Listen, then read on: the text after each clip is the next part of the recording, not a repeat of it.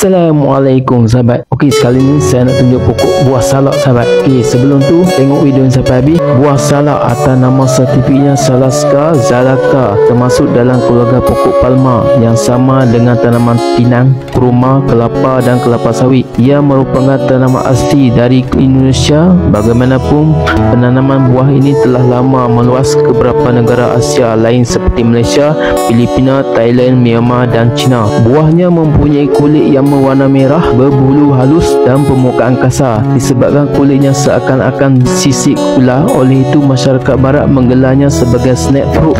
Walaupun kurang popular di Malaysia jika dibandingkan dengan buah-buah lain, tapi salak memiliki kandungan zat yang cukup tinggi. Selain dimakan segar, buahnya juga boleh diproses menjadi jus. Tubuh anda masih mendapat khasiatnya. Seperti diketahui umum, buah salak mengandungi mineral, vitamin dan mineral, maka tidak heranlah jika ia mempunyai banyak kebaikan atau manfaat untuk kesihatan tubuh kita. Kebaikan buah salak: baik untuk mata, boleh meningkatkan daya memori, boleh bantu mengekalkan berat badan, mampu menurunkan kadar gula dalam darah, meningkatkan imuniti tubuh, mengatasi masalah tirik-birik, bagus untuk cerahkan kulit, manfaat untuk kesihatan jantung, bagus untuk sistem pemahadaman, mengurangkan risiko kanser. Sekiranya anda mahu cari snack yang lazat dan berkhasiat, maka buah salak adalah pilihan yang sangat tepat. Dapat sesuatu sobat, semoga bermanfaat.